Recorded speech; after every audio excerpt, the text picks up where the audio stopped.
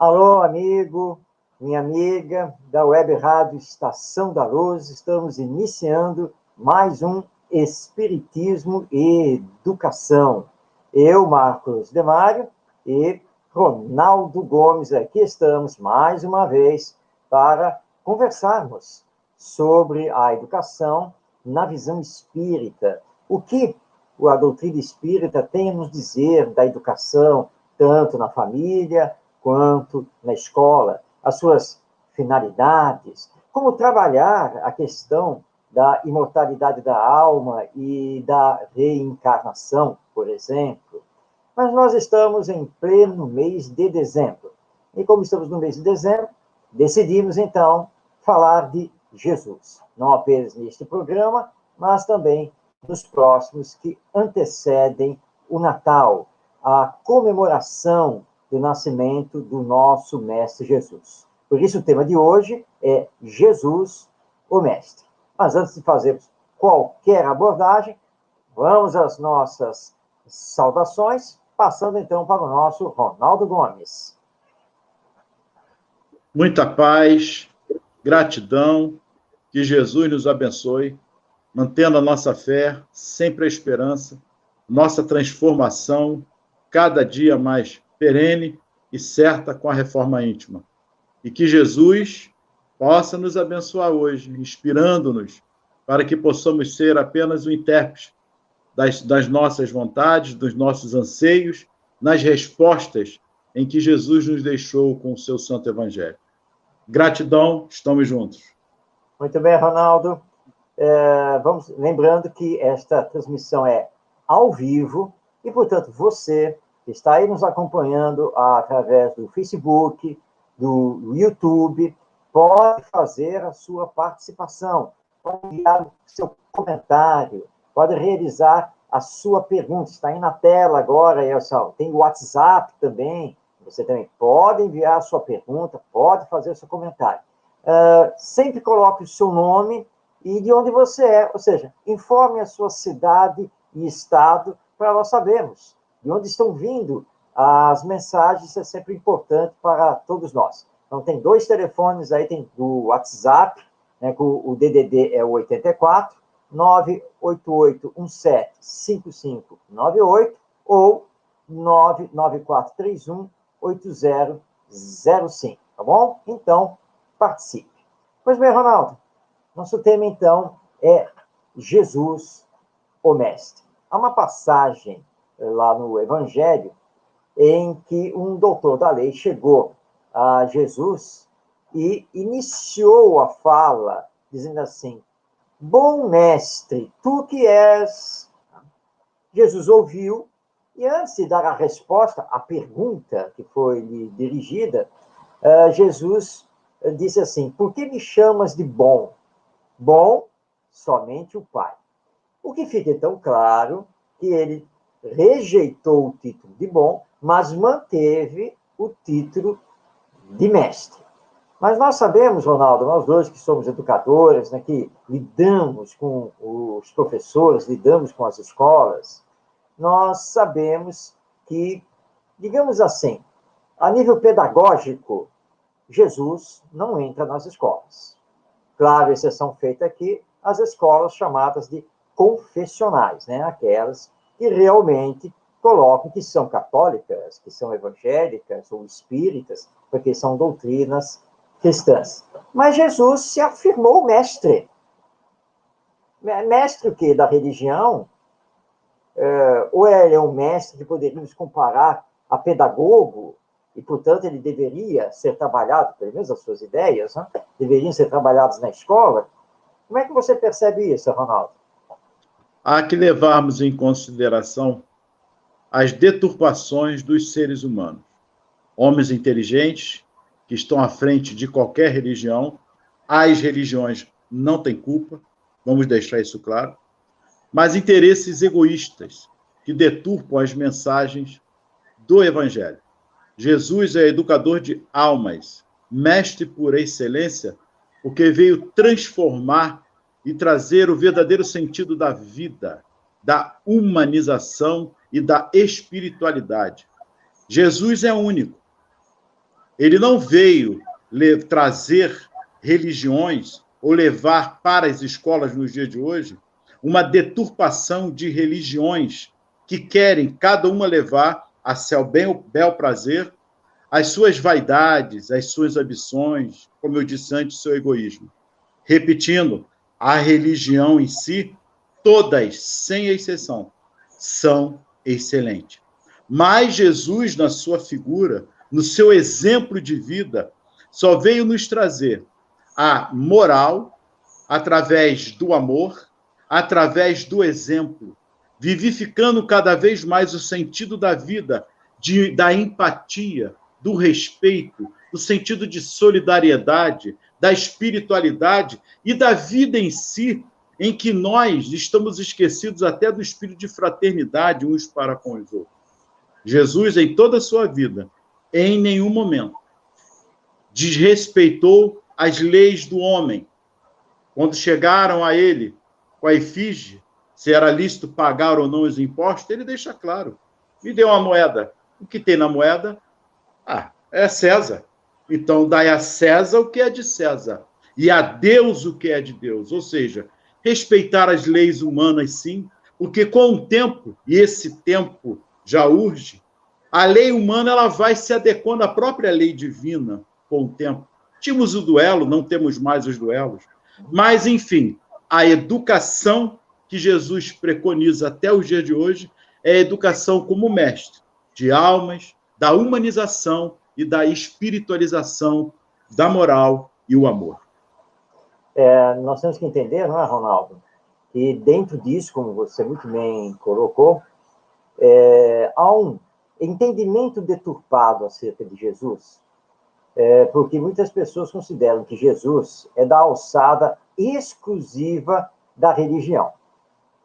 Mas essa não é a verdade. Porque, primeiro, que Jesus não fundou nenhuma religião, ele não fundou nenhuma doutrina. Ele veio trazer a lei divina em espírito e verdade. Ele veio mostrar que a vida é regida pelo amor. E colocou para nós o que eu considero o maior pilar da educação: aprender a amar o próximo. É isso que nós temos que fazer, é isso que nós precisamos trabalhar. Portanto, é um ensino de ordem moral.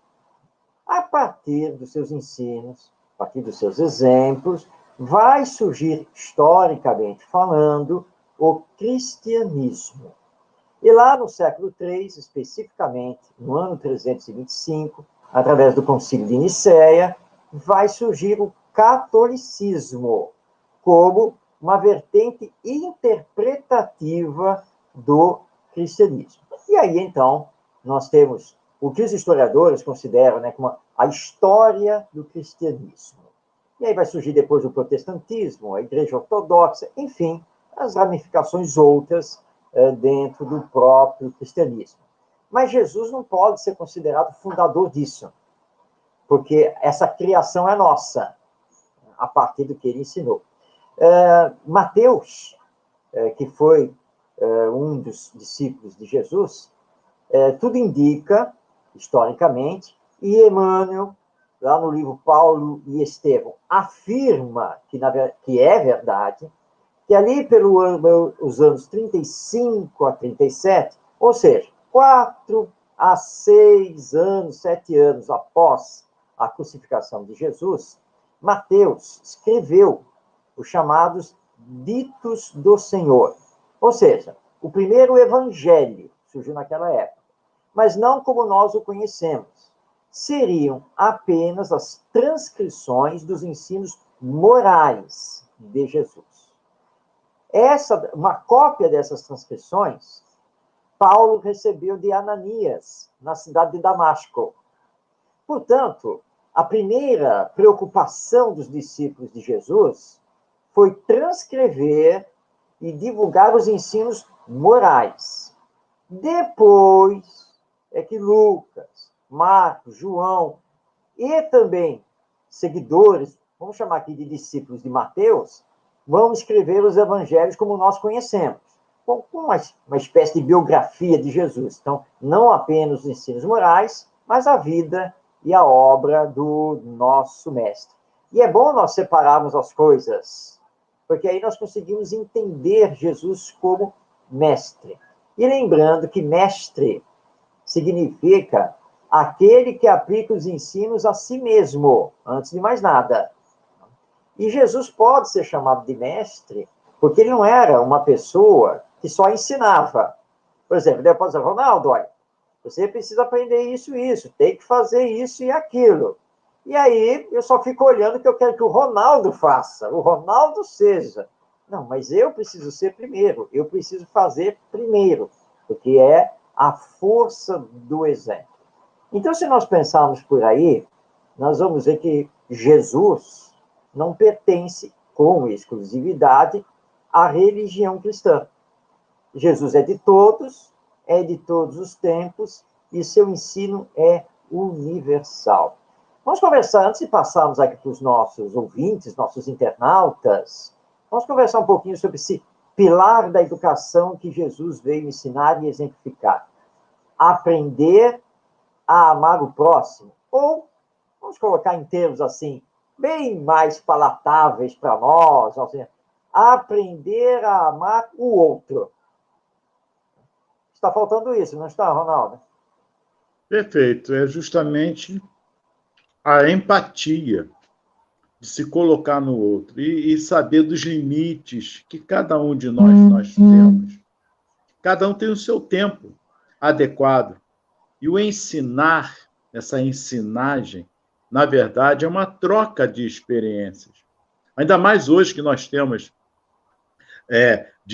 nós temos a internet. Hoje, praticamente todo mundo já tem a informação, o conhecimento das coisas chegam muito rápido.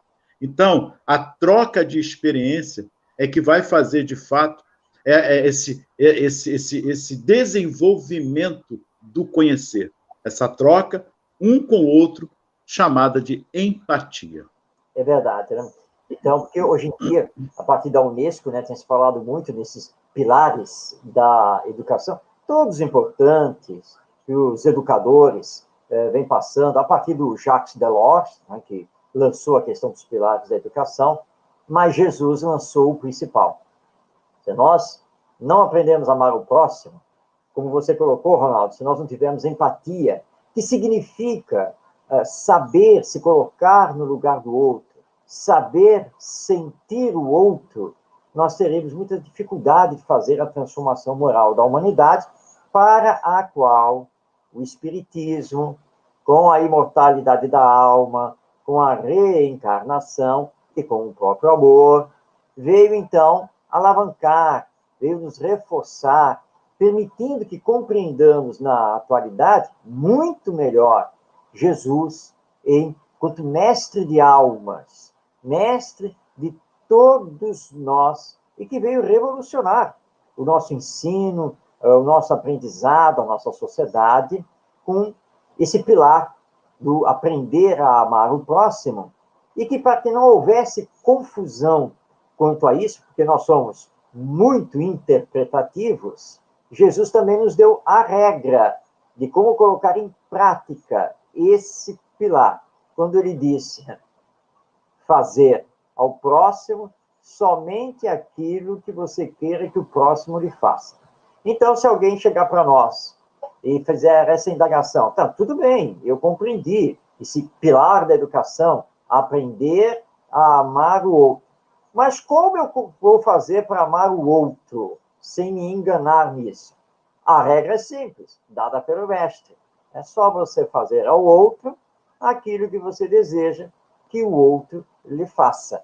E, com certeza, aplicando isso, com esse pilar da educação, seguindo o nosso mestre Jesus, nós vamos estabelecer ética, solidariedade, fraternidade, justiça social, tudo isso que nós ainda aspiramos a ter, mas que ainda não temos em plenitude. Bem, Ronaldo, vamos passar a palavra aos nossos ouvintes, nossos internautas, aqueles que estão nos seguindo, porque eu já estou sabendo que tem perguntas. dos nossos internautas, nossos participantes. Olha, a nossa técnica já colocou aí no ar e já temos perguntas. Então, vamos começar. Vamos Nossa lá. Quênia. Ronaldo, vamos lá, comande aí agora. Ok. Bom, vamos lá. É de Matilde, Rio de Janeiro. Na história da educação, podemos fazer referência a Jesus? Boa Gostei. pergunta, hein, Marcos? Boa pergunta, sim, realmente. Matilde, eu fiz uma pesquisa para saber isso. Ou seja, nós temos autores não cristãos, não religiosos, dentro da história, autores que escreveram, né, livros sobre a história da educação e da pedagogia. Nós temos autores que classificaram Jesus como mestre, que citam Jesus dentro da educação, e descobri que tem sim, sabia? Então, vamos conhecer alguns desses autores e que são utilizados normalmente nos cursos de formação de professores. Todos eles não ligados, pelo menos formalmente, a esta ou aquela religião. Vamos lá. Nós temos, por exemplo, J.M. Price. O Price, sim, Price tinha uma ligação religiosa, mas o Price, nos Estados Unidos, foi um dos primeiros a escrever a história da educação e colocar Jesus. Vamos citar aqui também Roger Gal, que era um grande educador francês. Roger Gal tem um livro sobre a história da educação, em que ele também insere Jesus como educador. Vamos também destacar aqui outro francês, Louis Ribolet. Ribolet é muito famoso, muito utilizado. Ribolet também aborda Jesus enquanto educador. Vamos a um outro norte-americano. Aliás, quando eu fiz a faculdade, estudei muito com ele, Paul Monroe. Paul Monroe também faz toda uma abordagem sobre Jesus enquanto educador, seus princípios, valores, didática. Então, temos em Paul Monroe também. Outro educador famoso, Francisco Larroio. Larroio tem várias obras sobre a história da educação e da pedagogia e aborda também Jesus. Outro educador famoso, Lorenzo Luzuriaga. Luzuriaga tem uma das maiores, mais profundas abordagens sobre Jesus enquanto educador. Descobri também um professor universitário italiano, autor de dezenas de livros já sobre educação, inclusive um livro sobre a história da educação e da pedagogia, que é o Franco Cambi. E o Cambi também classifica Jesus como educador, na história da educação. Há também um alemão, o Winfried Bonn, e o Bonn também aborda Jesus e o cristianismo dentro da história da educação. E, para encerrar aqui, vamos citar mais um francês, o Henri Marot, e o Marot, na sua obra sobre história da educação e da pedagogia, também aborda Jesus na história da educação. E todos eles são unânimes em considerar Jesus como um divisor de águas na história da educação e da pedagogia. Então, Matilde, sim, Jesus não é abordado como educador apenas por nós espíritas ou pelos católicos, por exemplo. É abordado como educador na história da educação e da pedagogia por diversos historiadores, pesquisadores e professores universitários.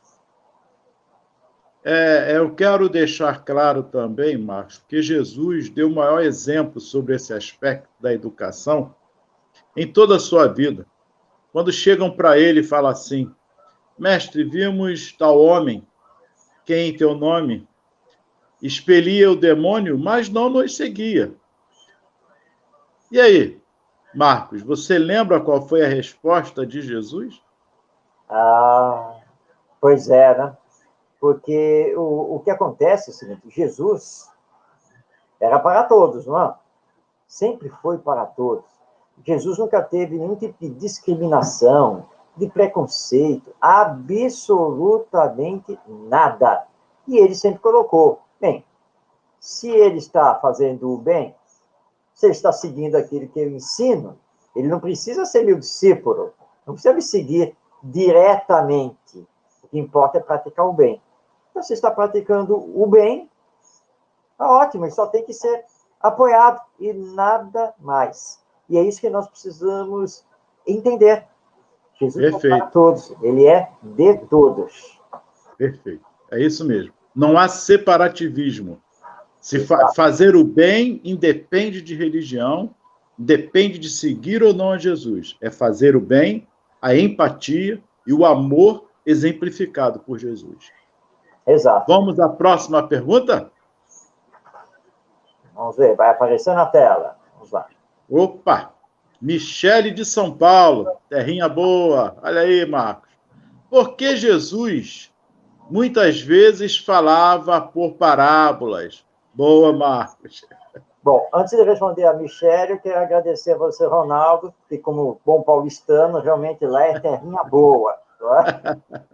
Mas, Michele, por que Jesus falava por parábolas?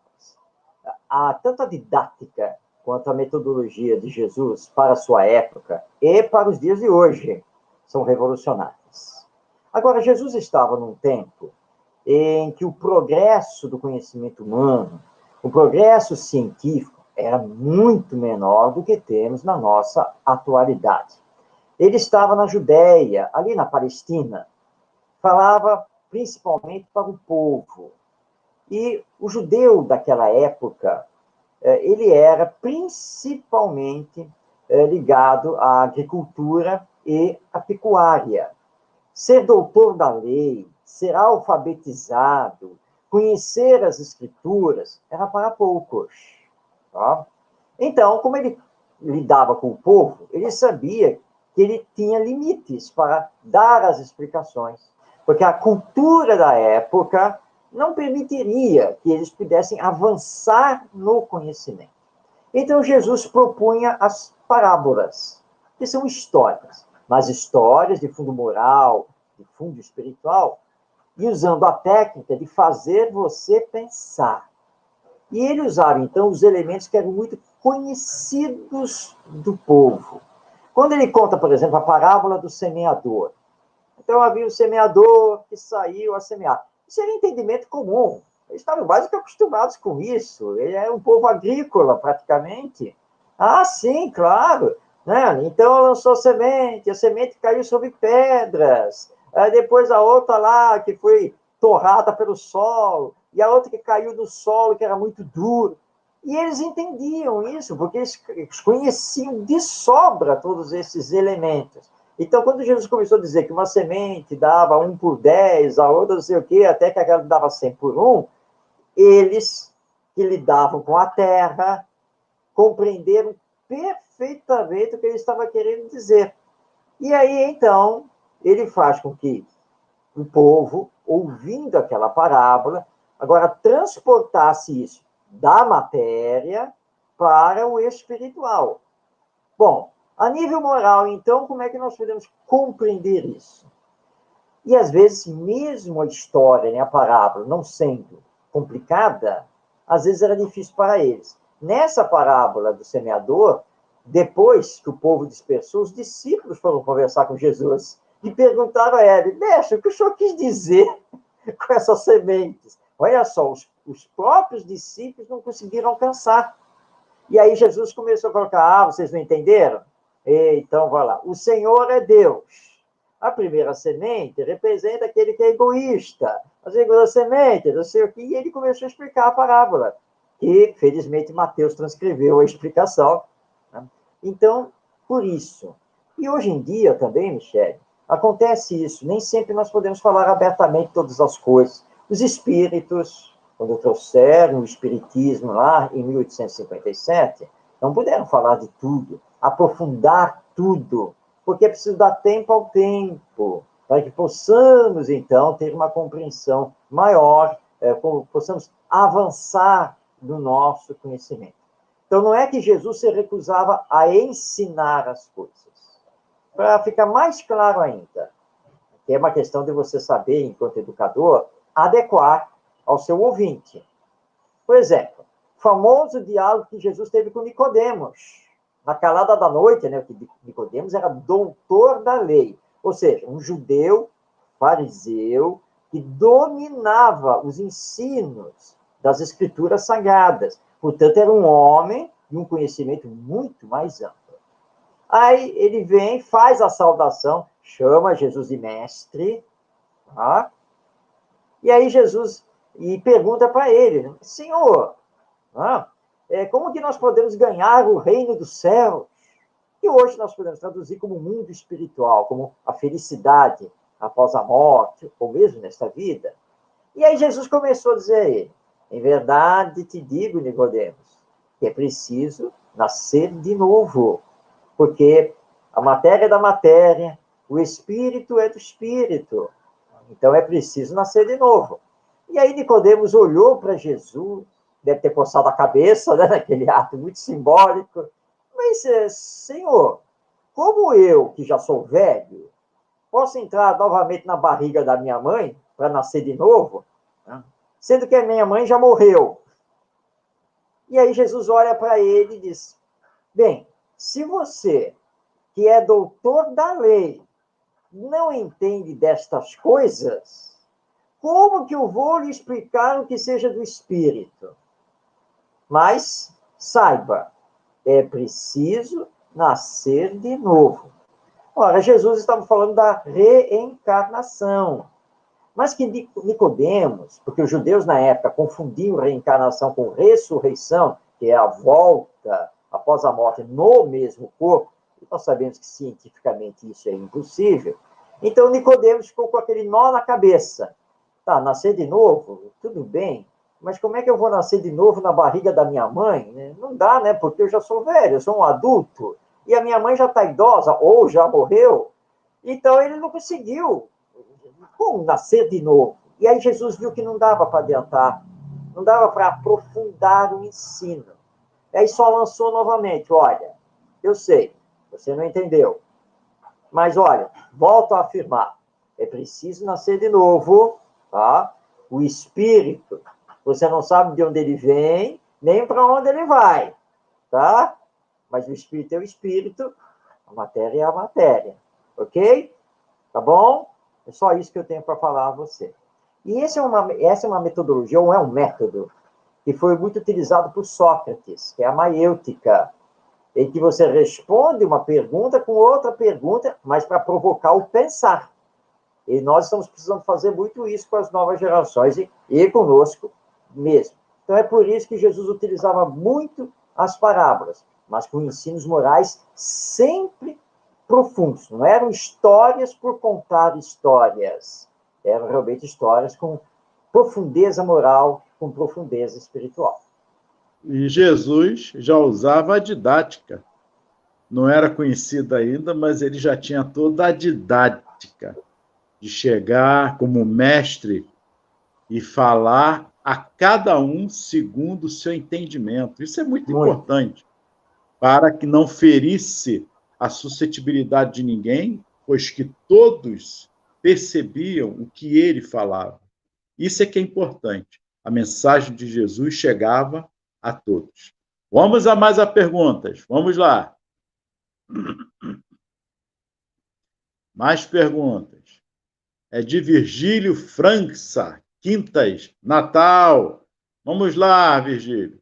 O mestre era e é muito bom, mas seus alunos, a começar pelos seguidores diretos, um negou, um traiu, 10 correram, e nós? E nós, o que será de nós? Gostei da pergunta, Marcos. E aí? Um negou, um traiu, 10 correram, e nós? E nós, o que será de nós? Essa é para pensarmos, Virgílio.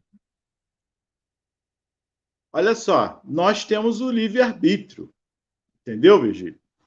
Nós temos o livre-arbítrio como é que eu vou dizer a você? Pense bem, Jesus veio trazer toda uma verdade para nós, eu sou o caminho da verdade da vida, e realmente essa busca de Jesus para conosco, de nos trazer essa verdade e a vida, cabe a nós a nossa transformações. Na verdade, todos nós temos as forças em nós que Jesus deixou bem claro. Lembra disso que Jesus nos fala? Vós sois deuses. O que eu faço, podeis fazer. Mas nós temos os nossos medos, nossos anseios. O nosso egoísmo ainda fala muito alto.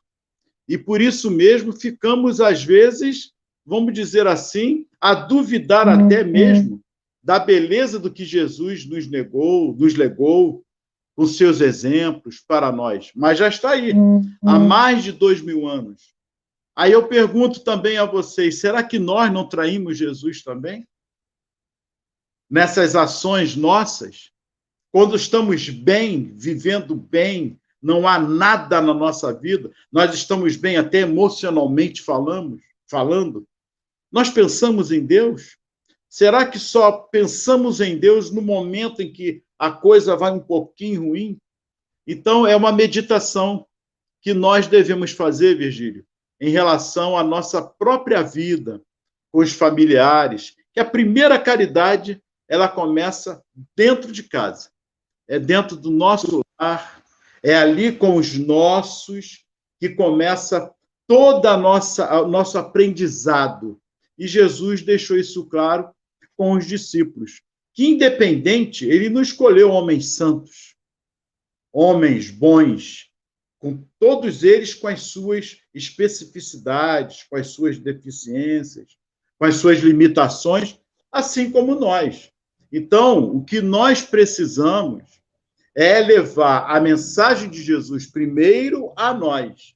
E realmente, eu concordo com você num aspecto, mas olha, o problema é nosso, não é de Jesus.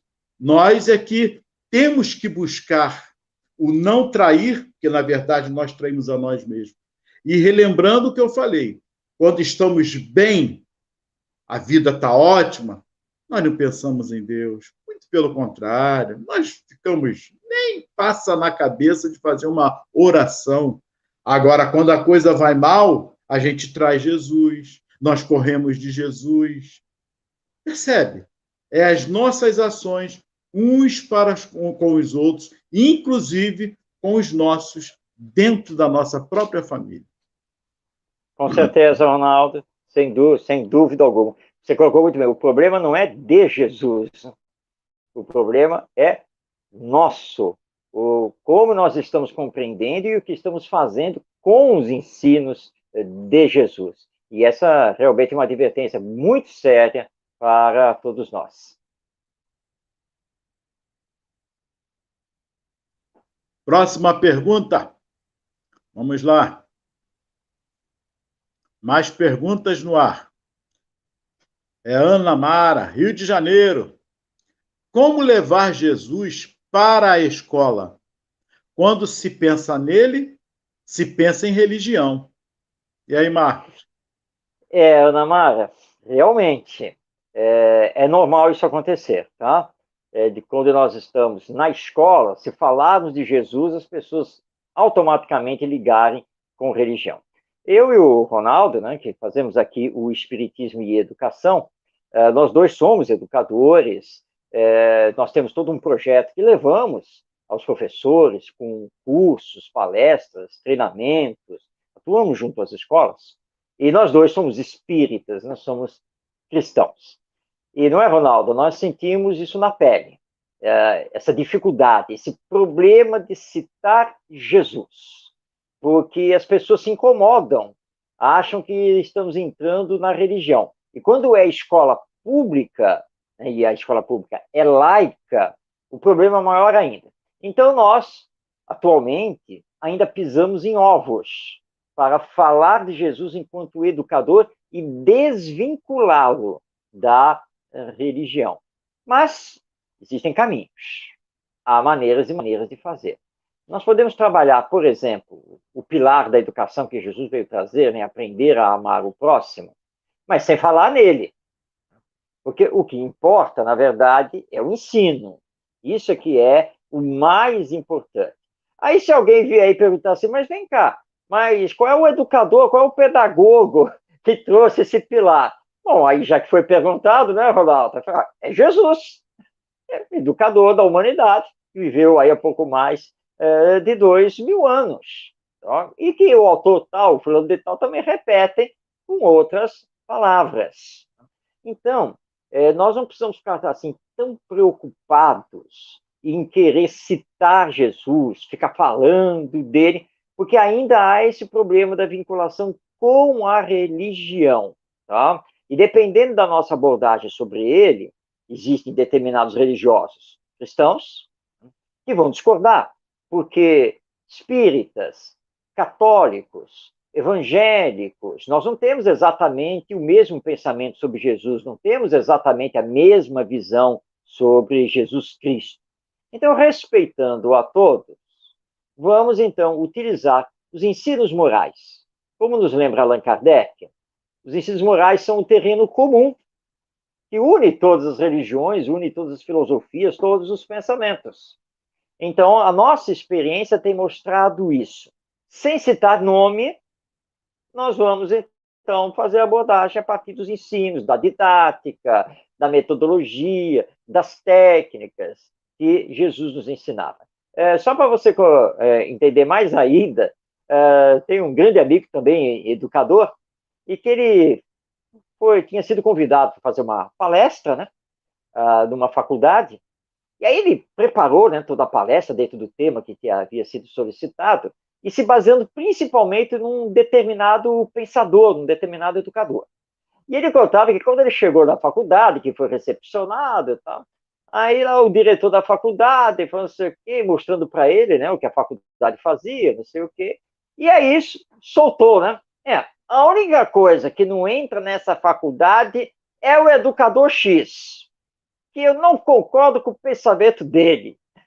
E o educador X era o educador que o meu amigo tinha utilizado como base, né, da palestra. E ele disse assim, Marcos, fiquei naquela situação, e agora?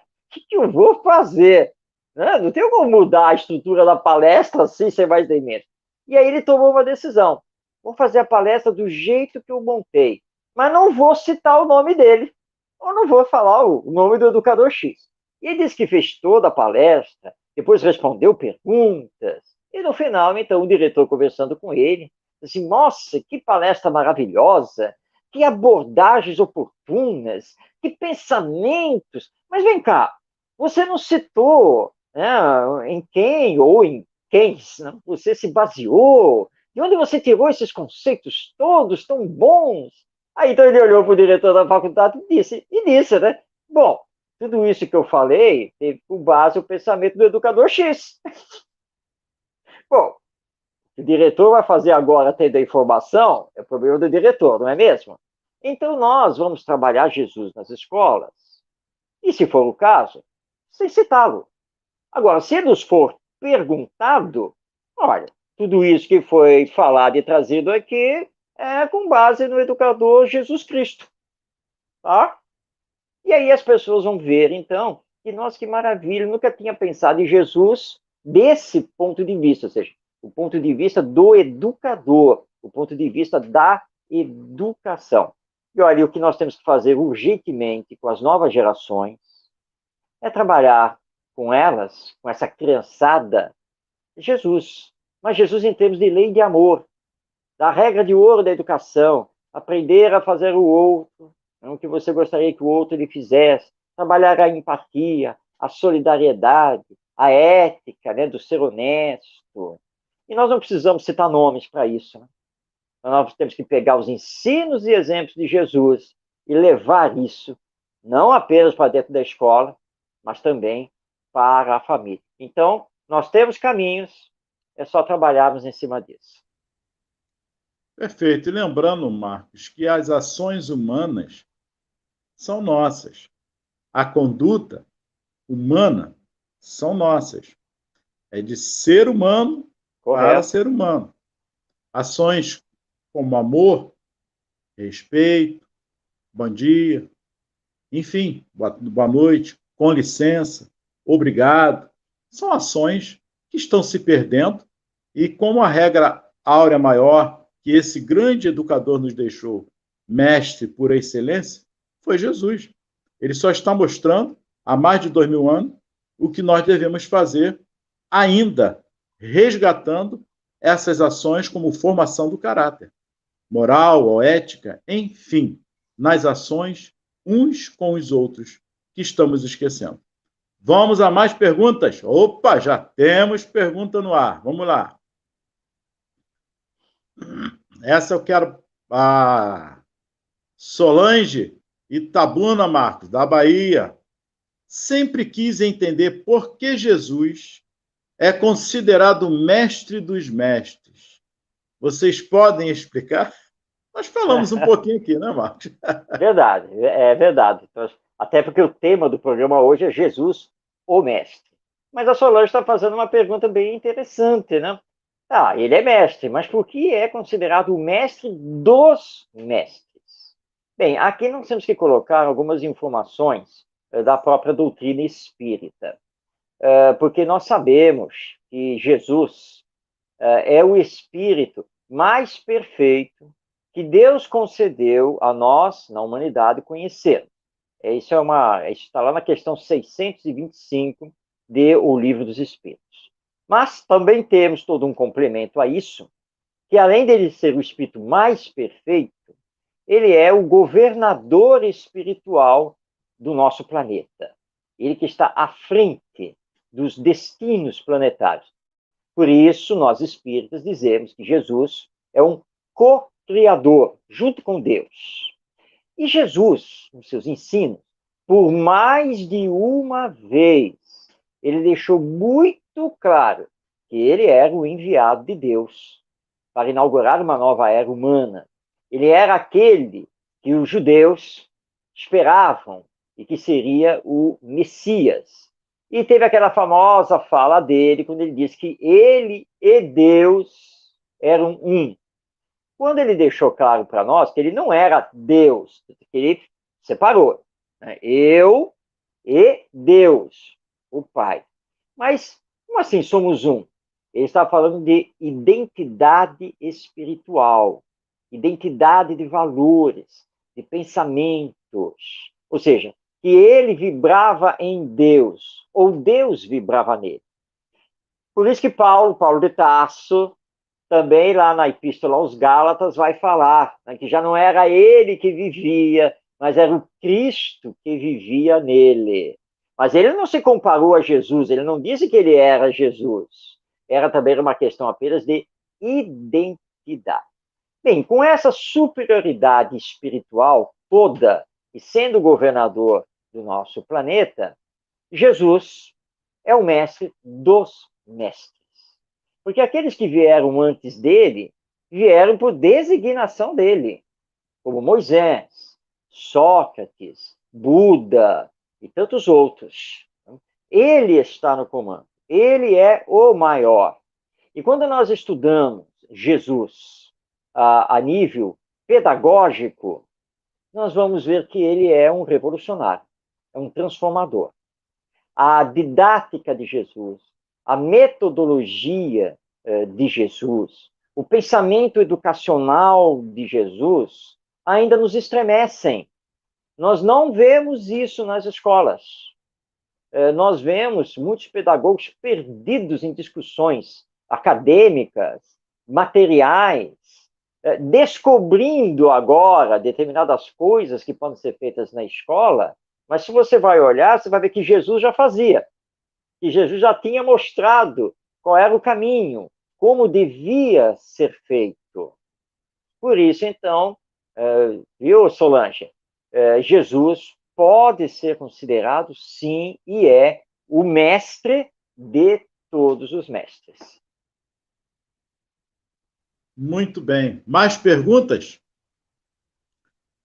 Deixo aqui meu abraço fraterno a todos. Vou me preparar aqui para o culto do Evangelho no Lar. Muito bem. Deus abençoe a todos, Kênia. Muita paz. Obrigado. Mais perguntas? Aliás, o culto do Evangelho no Lar é importantíssimo, hein? Muito importante. Nesse momento de pandemia, então. Mais pergunta, Marcos. Heloísa Gouveia Jardim, Paulista, São Paulo também. Por que Jesus não aceitou o bom mestre mas se autodenominou ser o bom pastor. Tem um amigo, Marcos e Ronaldo, que opinião sobre isso? Ah, tá. Porque Jesus não aceitou o bom mestre, mas se autodenominou ser o bom pastor. E aí, Marcos? Bom, Heloísa, aí é uma passagem diferente, tá? Porque quando ele foi chamado de bom, ele fez questão de separar as coisas, porque Jesus passou o tempo todo se desvinculando da personalidade de Deus, sempre mostrando o Pai, o Senhor da vida, sempre assim. Tá? E ele quis exaltar Deus como sendo a bondade, porque Deus é a bondade infinita, porque naquela época havia uma confusão em relação a Deus. Aliás, só os judeus tinham essa consideração da existência de Deus, porque os outros povos, inclusive os romanos, eram todos politeístas, tá? Acreditavam em vários deuses. Mas os judeus achavam que Deus tinha também paixões e vícios humanos. Achavam que o Deus era o Deus da guerra e que o Messias, o libertador que Deus ia enviar, ia empunhar a espada. E a primeira coisa que ia fazer era expulsar os infiéis romanos da terra sagrada da Palestina. E era isso que eles estavam esperando. Mas Jesus veio dizer assim, não, Deus é Pai, Deus é misericórdia, Deus é justiça e bondade. Então, bom, só Ele, tá? Eu sou o mestre. Agora, Jesus aceitou realmente, antes de ser chamado, ou pelo menos ser considerado de o bom pastor, e ele mesmo falou isso. Sim, porque ele é o pastor das nossas almas, é o nosso governador espiritual, não é? Então, sim, ele é o nosso pastor, e nós somos as suas ovelhas. E ele veio aqui para resgatar a todos nós, né, as ovelhas perdidas, né, para o aprisco, né, para o rebanho, porque nenhuma ovelha na casa do Pai pode se perder. E esse foi o grande trabalho de Jesus. Então, nós podemos, sim, afirmar que Jesus é o nosso bom pastor, porque, acima de tudo, ele nos ama incondicionalmente. Tá bom? Então, há essa diferença. A bondade infinita é de Deus, mas o amor que Jesus tem por nós, aí nós podemos chamá-lo de bom pastor. E é bacana essa observação, porque Jesus ele se auto-intitula o bom pastor, não é o bom mestre. Olha a diferença. Então, o bom Sim, verdade, pastor Renan. está com as suas ovelhas com uma ordem superior. Essa ordem superior do Pai. O Pai o denominou o bom pastor para o quê? Resgatar essas ovelhas. Isso é muito interessante. Bem observado. Mais Sem alguma dúvida. pergunta? Mais perguntas no ar? Vamos ver aí a participação dos nossos internautas. Opa, boa noite, amigos. Abraços fraternos, saindo, pois fazendo culto. Muito bem, Kenner. Ótimo. Mais uma vez, Rosane. Isso aí, culto cristão no lar, é importante, com toda certeza. Nós vamos falar sobre isso oportunamente também, sobre a importância do culto. Verdade. Bom, parece que não temos mais perguntas, Não Ronaldo. temos mais perguntas, então eu quero deixar claro aqui para todos nós que o momento é único para falarmos de Jesus. E essa importância de Jesus em nossas vidas no momento de pandemia mostra a máxima, como o Marcos já colocou, que é a empatia. A Covid está aí, não escolhe pessoas, não importa. Se tivermos que passar, nós vamos passar, tomando todas as providências, tudo direitinho, mas temos que agradecer a Deus.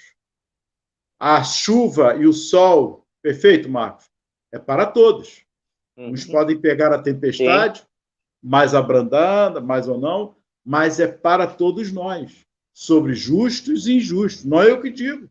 Jesus deixou isso claro. Só que, ao passarmos por alguma coisa, vamos ser gratos a Deus. Ter fé, ter confiança, muita confiança, porque a dor não escolhe cor, não escolhe etnia, não escolhe absolutamente nada. Mas uma coisa é certa, a nossa fé, a nossa confiança é entregar a Deus e a Jesus. Não percam a fé. Lembrem-se do que Jesus nos legou, nos deixando a máxima da sua mensagem. No mundo tereis aflições, mas não vos preocupeis. Eu venci o mundo do egoísmo que nós estamos vendo agora. O pico não é só da pandemia. Me perdoe, Marcos, mas o pico também do egoísmo que começa a aflorar, e nós vemos isso no mundo todo, não é específico do Brasil. O mundo todo está passando por esse pico do egoísmo. Muita fé, muita vibração, vamos fazer o culto no lar, errar, cair, levantar, mas estarmos unidos pelo amor ao próximo, à nossa família e a nós mesmos. Oh, Ronaldo, parece que a nossa técnica está avisando que tem mais uma pergunta. Tem? Então vamos lá. Perdão. Temos mais uma pergunta, sim. Opa, então aí, ó. Será que a dor é um caminho para chegar a Jesus? Olha, isso é profundo, hein? Será que a dor é um caminho para chegar a Jesus? Cristina, da Candelária. Cristina, Deus é amor. E, acima de tudo, Ele nos ama. E óbvio que Deus não quer o nosso sofrimento. Deus quer que peguemos o caminho do bem e, o mais rapidamente, cheguemos à perfeição a qual nós somos destinados. Mas a dor existe. A dor é apenas uma opção nossa. Ou seja, quando nós não compreendemos o amor e não conseguimos colocá-lo em prática, nós vamos gerar a dor. Porque o mal é a ausência do bem. Então, quando você não faz o bem, automaticamente você está gerando o mal, certo? E é da lei divina que a cada um é dado segundo as suas obras. Aliás, isso é outro ensino de Jesus, nosso mestre. Isso é da lei. Então, vamos aqui supor um espírito rebelde à lei divina, um espírito que em mais de uma encarnação não usou bem o livre-arbítrio, ele não cultivou o bem, o amor ao próximo. Como funciona, então, a justiça divina? Ele tem que arcar com as consequências. Ele tem que responder pela sua própria semeadura. Então, o que acontece? Vai vir a dor como consequência. Mas, à luz da doutrina espírita e com a reencarnação, nós vamos compreender que a dor é instrumento pedagógico divino. Essa que é a verdade. Não é castigo. Porque Deus não castiga os seus filhos. Deus sempre dá novas oportunidades para a renovação. Mas quando você é muito teimoso, quando você está ali egoísta, orgulhoso e assim por diante, ora, a sua semeadura não permitirá que você colha flores e perfumes lá na frente. Você vai ter muitos espinhos para aparar. Então vem a dor. Porque você tomou esse caminho. Ou seja, você só vai conseguir aprender através da dor. Então a dor aí, nesse caso, vai se revelar como instrumento pedagógico, até o momento em que, diante da aflição, diante do sofrimento, você então se resignar, você se arrepender, você ter o remorso e iniciar com o seu livre-arbítrio a sua movimentação para o amor, porque é isso o que Deus quer. Tá? Deus não quer o nosso sofrimento. Então, entendamos bem isso, que no atual estágio evolutivo, que